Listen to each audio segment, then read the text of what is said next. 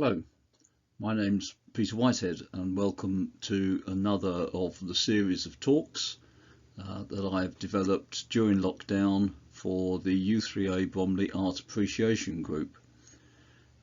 We're a group of people who are interested in art, but we're by no means experts on it, so this is a view very much from an amateur point of view. Today, subject of the talk is Eric Ravilious, a book illustrator, mural painter and a ceramic designer who moved on to watercolour painting. As far as I can see, he never painted in oils.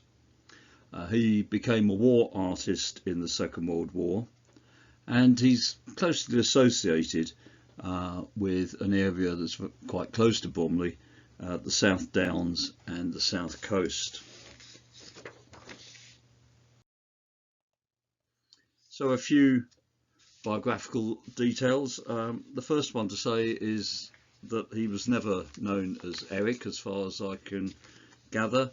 He was always known as Rav, or occasionally, as when he was at college, as the boy. But he was born in West London in 1903. The family moved to Eastbourne in 1907, and Eastbourne really becomes the centre for a lot of his work.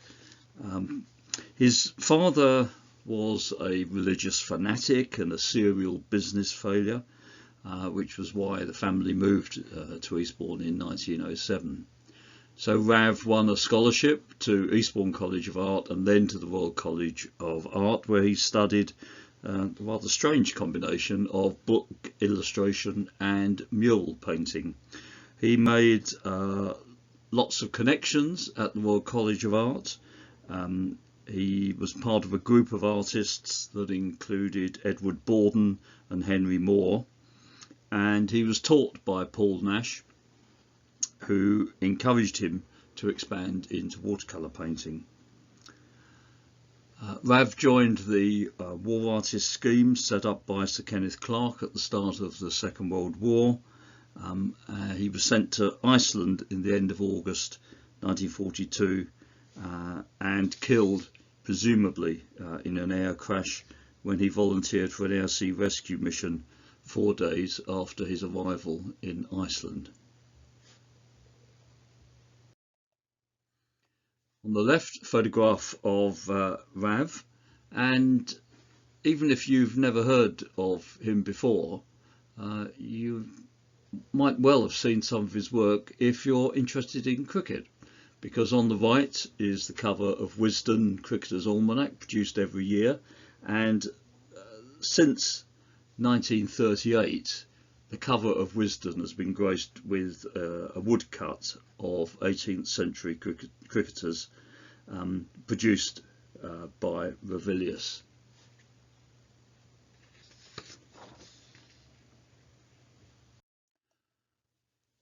So woodcut was Ravillious's first skill, I suppose,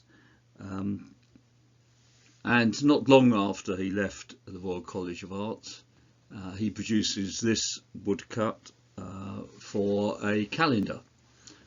So it's May, which I presume is why you've got Taurus the bull there, but it also uses in the design the Long Man of Wilmington, and Wilmington is on the South Downs, just behind Beachy Head, so very close to Eastbourne.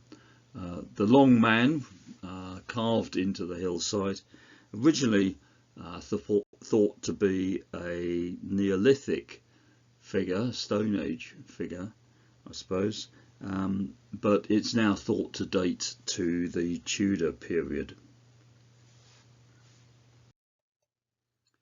This is another of Ravillious's woodcuts, and you can see how adept he is, in particular in the use of hatching and scoring to get grey effects in what is effectively a black and white print. He uses a lot of pattern and texture, and not surprisingly he was much in demand for illustrations for books and for other prints. The boy in this print, I think, does remind me a bit of Ravilious himself, if you think back to the photograph that we saw of him. But the other side of his work at this stage in his career is murals.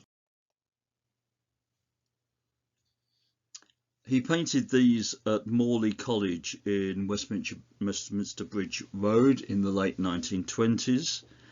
They were in the refectory there. They depict Tudor drama, so Marlowe and Johnson, and Edward Borden did a similar series in the same location based on Shakespeare, and these very much follow on from the murals which Rex Whistler painted at the Tate Gallery, which are still there.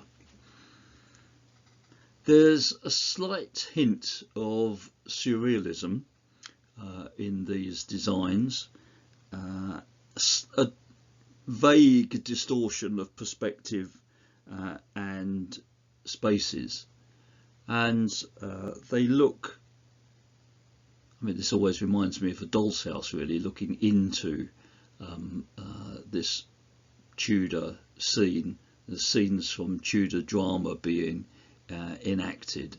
But in the distance, in the bottom centre of the mural, you can see the Long Man of Wilmington has made another appearance.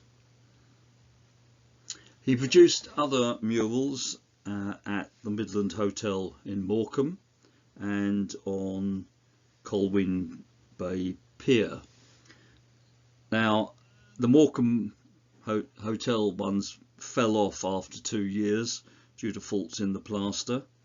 The Colwyn Bay ones didn't survive exposure to the sea air, and unfortunately the Morley College ones were bombed in the Blitz in 1940 and completely destroyed. So as far as I can gather, there are no murals left by Ravilious which you can go and see.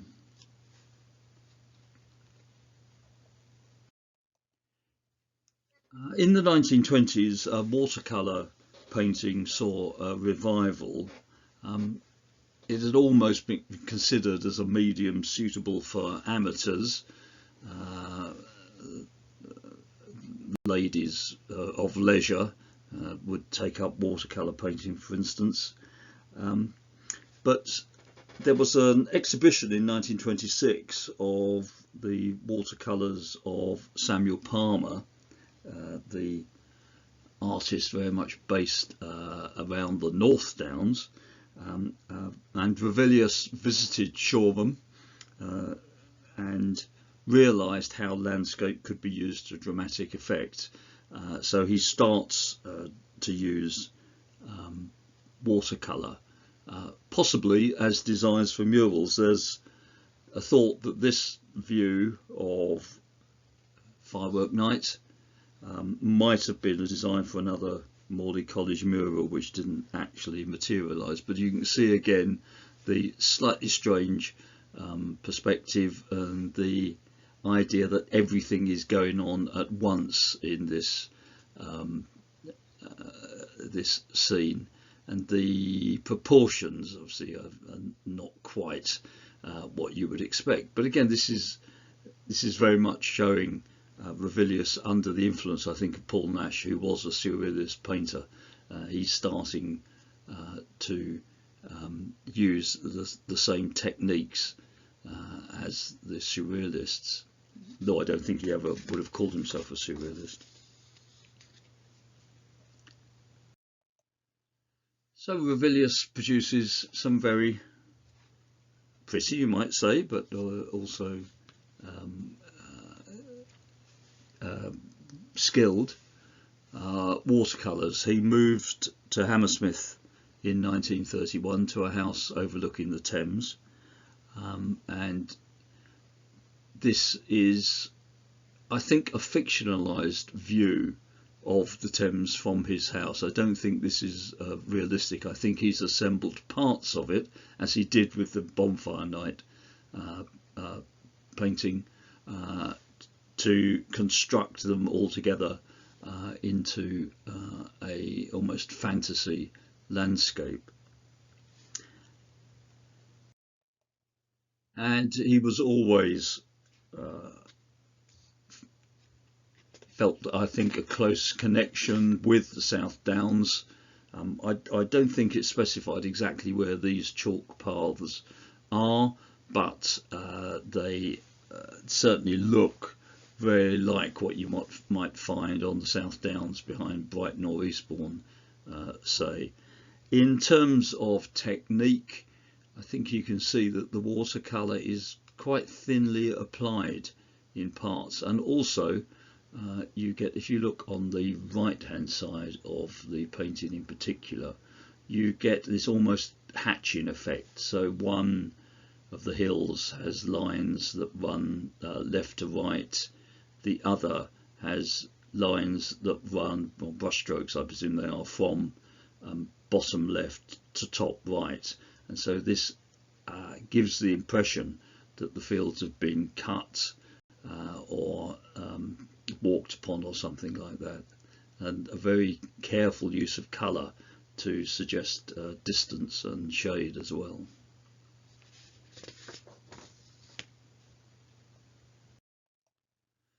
But Ravilious is always quite effective at the use of light. Here the slight blurring of the light in the carriages suggests the movement of the train, as well as the light emitting from the firebox and illuminating the driver in a, you'd have to say, quite artificial way, but effective. And as I say, he's managed to convey movement. Again, if you look at the road, you can see the very, very distinct brush strokes are used to draw your eye into the painting and under that bridge.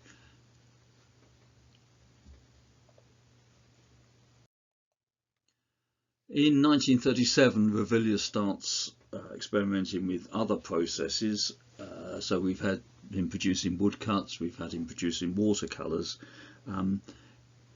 This is a print, it's a lithograph, and Ravilious was very skilled at that. I think this is very 1937, that ocean, it's not an ocean liner, actually it must be a cross-channel ferry, mustn't it, coming into New Haven Harbour.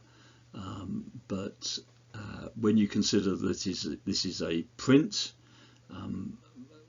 created by drawing on stone with wax to reveal different colours, it's quite a complicated process, and I think Ravilious is very skilled at it. And again, you look in the foreground of the brick wall, and I'm not sure it's a path or the shadow, the use of hatching there, the individual lines, skill that he obviously felt that he developed when he was producing woodcuts.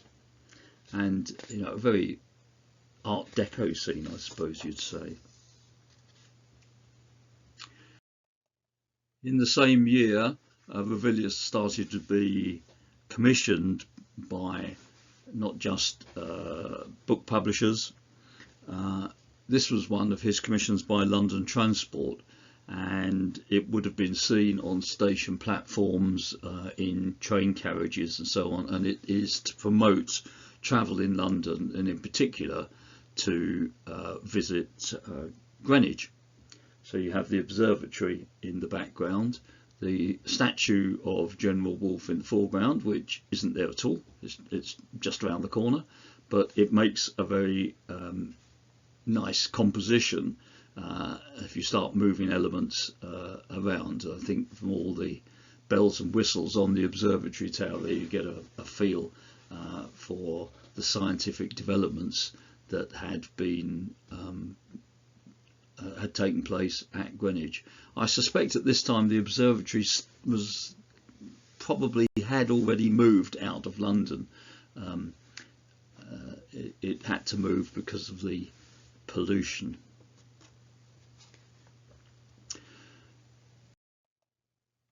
But Ravilious was also approached by companies to design products for them, and very often the designs were based on woodcuts. He did a lot of work for Wedgwood, the ceramic manufacturers. This kind of child's mug from 1937, the letters of the alphabet illustrated with examples in each case, an umbrella under the U there, but again a very modernistic style of lettering and the effective use of a woodcut style for what I assume is a transfer printed mug. He also designed complete dinner services, so this is known as the travel dinner service by Wedgwood. All the decoration is designed by Ravilious, and he actually had an influence. We know he died in 1942. His influence at Wedgwood lasted long after his death, because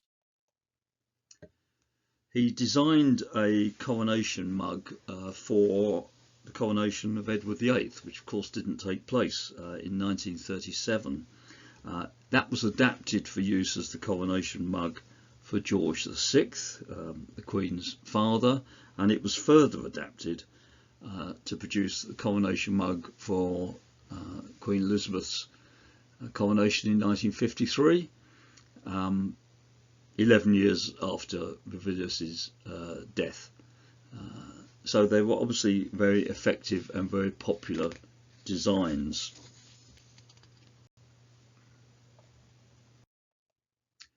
He moved on in the late 1930s, producing watercolours, which in turn formed the basis of lithographs for a book called High Street, which was the illustration of a typical town centre of the 1930s.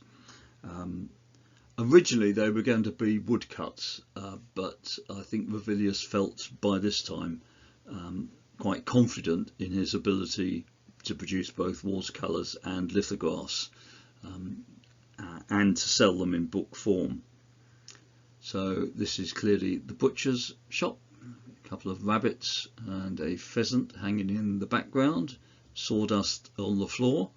I think I can just about remember butcher's shops like this, and two other shops or a pub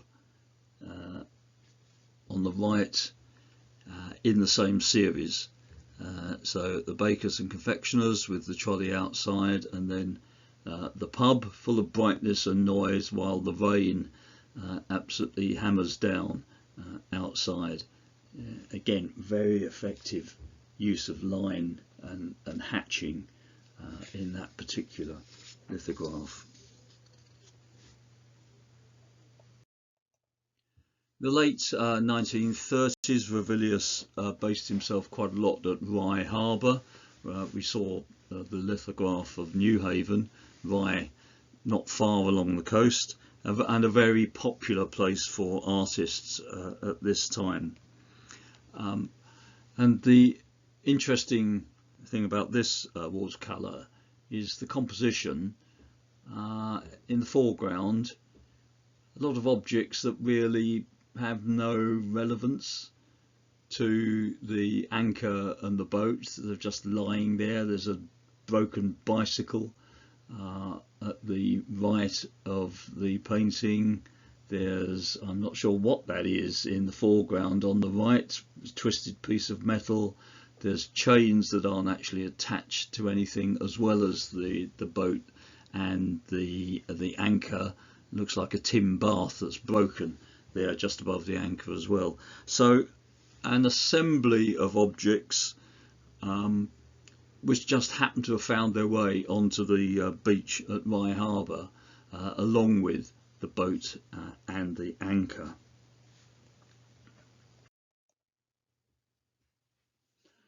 Ravilious also travelled across the Channel. This is in Le Havre, and the white yacht in the background belonged to the Rothschild family,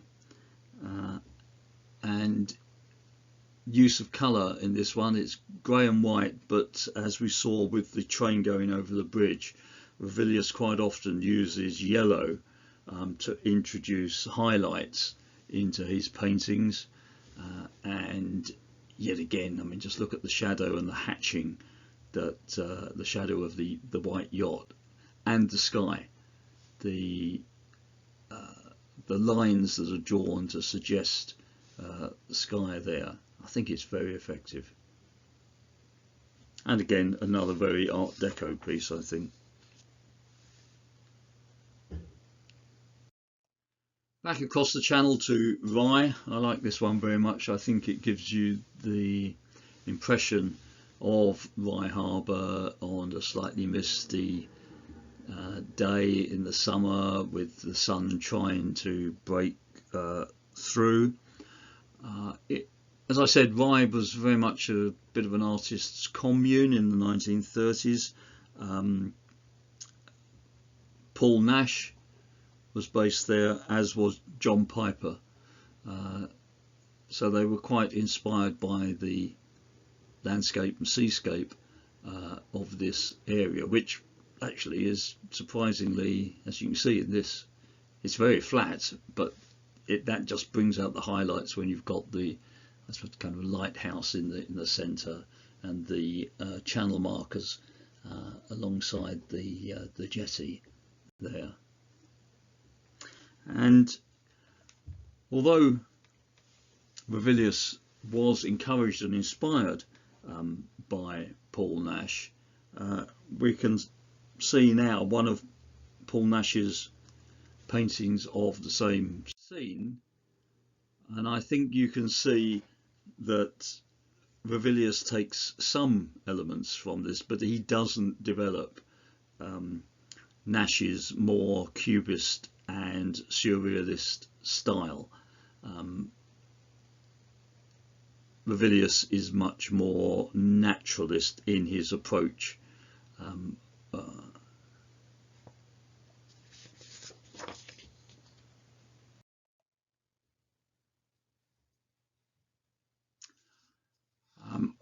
For those of you who know the work of C.R. Nevinson,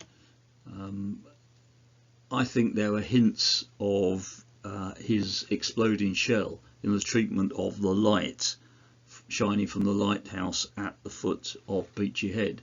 Now, of course, it seems to be shining in 5 directions at once, and obviously it can't do that. It's a revolving light, so it's only ever shining in one direction at the time. But what Ravilious does in this painting is very much to give us the sense of movement of that light, and it's very much the focal point of the painting, along with the Beachy Head cliffs there, the road that leads behind Beachy Head, and a complete absence of any living thing. There's the technology of the lighthouse, the technology of the road, the technology of the telegraph wires, but of a sheep or a human, there's no sign at all. That's a similar approach which he uses in this. I think is one of his best known works. Cuckmere Haven is between Eastbourne and New Haven, and again, I'm sort of sorry to repeat about this, but I just think it's a very skillful use of techniques from wood cut to develop the ploughed field in the foreground, and then just a hint, very greens, browns, even the river is, is white, but it leads in the distance through the hills to that vaguely grey blue sea and the horizon which stretches in the distance, while you have these clouds covering the sky. Again, very effective, very nice watercolour.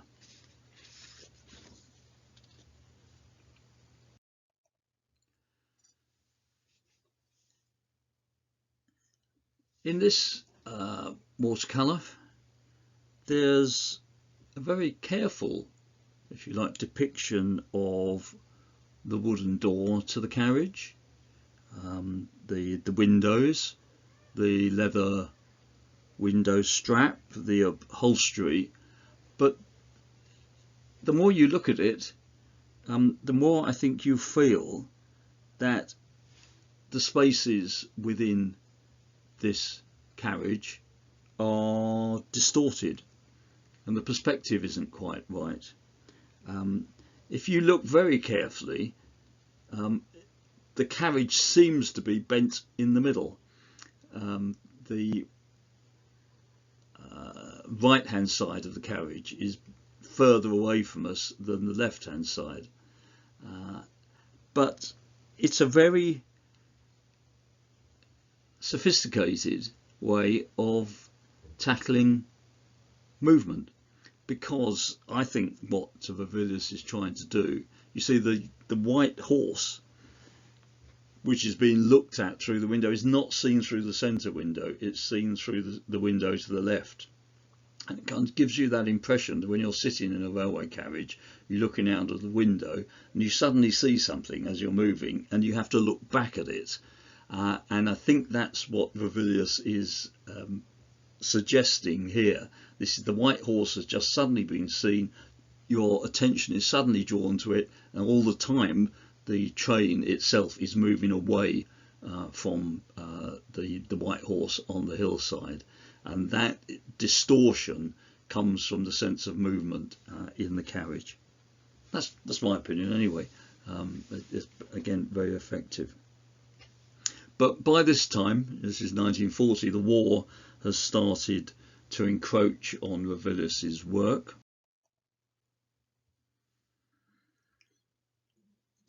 A beach scene, much like that scene at Rye Harbour that we saw earlier, had to be adapted when invasion precautions were introduced.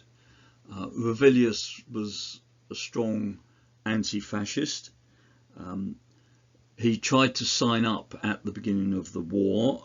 Paul Nash dissuaded him from signing up into the Artists' Rifles and becoming an infantry soldier.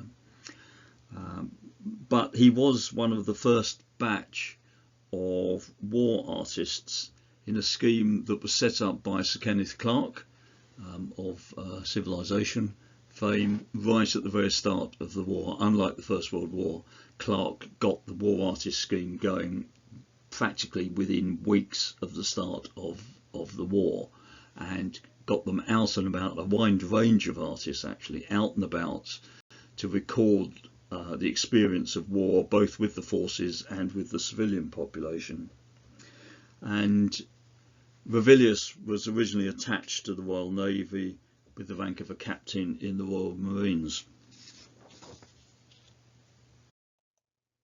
And this gave him access to various activities that were going on during the war. This is on Whitstable Beach, and on the right hand side of the watercolour you can see three men walking out to something that's floating in the sea. That is a magnetic mine, so this is a very dangerous occupation. A magnetic mine has been washed up on the coast. It needs to be diffused, needs to be made safe, and quite difficult. The treatment of the sky here is basically watercolour, but on top Ravilious has drawn in pencil to depict this, I suppose it's early morning sky. The sun is rising over Whitstable Beach, over the North Sea, while these people go out to tackle this dangerous object. He worked at Chatham Dockyard. again, I think this is all Ravilius's drawings of ships have this kind of Art Deco approach to it. They all look like ocean liners, even when they're not. And this, you can see the I'm not quite sure what kind of warship this is. It's probably a frigate or a destroyer, I suspect. It looms over us because of the viewpoint that he's adopted, but it is very exaggerated. For instance, if you look at the gangplank, or gangway I should say, on the right hand side of the painting, that's going to take quite a lot of climbing at that angle. So it is a distortion of reality, but it's very carefully done to create the right impression. And the size of that ship compared, say, with the sheds and other buildings, is quite out of proportion. It would only look like that really if you were sitting right under the bow of the ship, but it's very effective as showing the bulk of that ship in dock. Ravilious was also given access to kind of command centres. This is we're not quite sure where this is, because he was never allowed to say exactly where they are. My take on this is probably air raid precautions, and they're in the control room there. They're setting off the air raid sirens in different sectors as they get information about incoming German bombers. This one, I think I do know where it is. I'm pretty sure this is one of the rooms in the Cabinet War Rooms under Whitehall. So if you go to the Cabinet War Rooms and visit them, I'm pretty sure you walk through this room. But again, he's not allowed to say really where this is or exactly what's going on.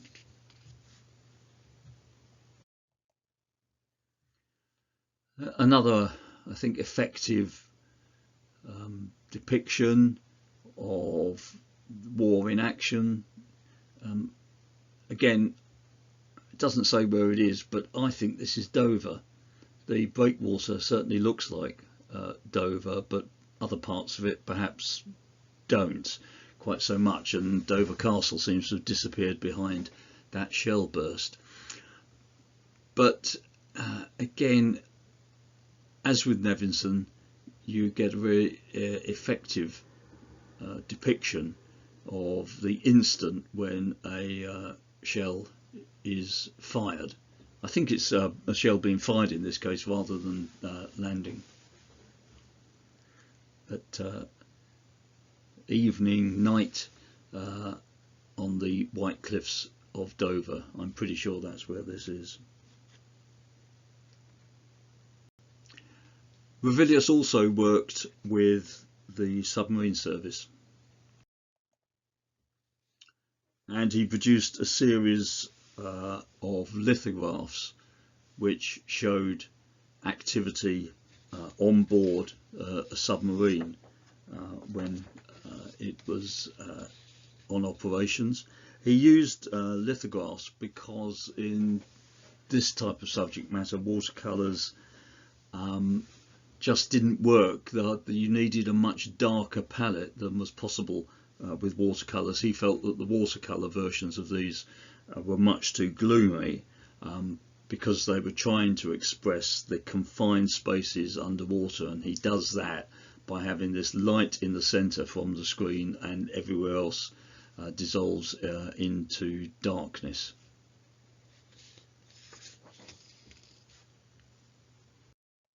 This is a similar lithograph of someone being trained, I think, as a diver.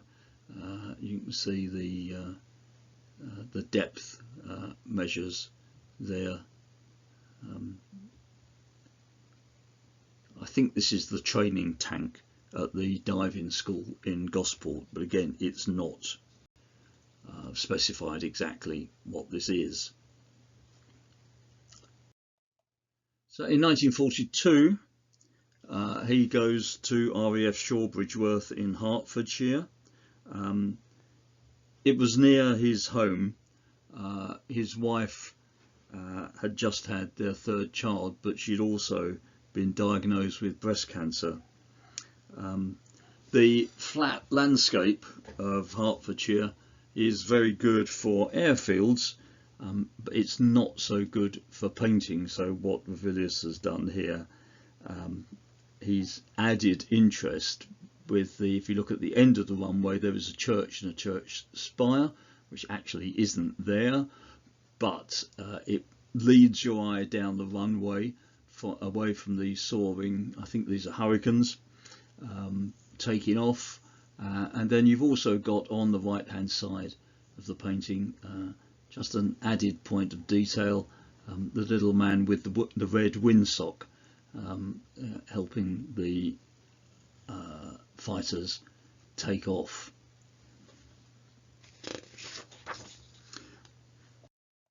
But I've left this watercolour to last because I suspect this is what might have happened to him. So this was painted in 1941 in this country. Obviously a very severe winter, and it shows ground crew trying to remove ice, snow and ice from aircraft. And I think this is probably what happened to Ravilious. On the 2nd of September 1942, he volunteered to join an air-sea rescue mission in Iceland. He'd been sent to Iceland just a few days previously. The RAF bases in Iceland were protecting convoys as well as they could in the mid-Atlantic.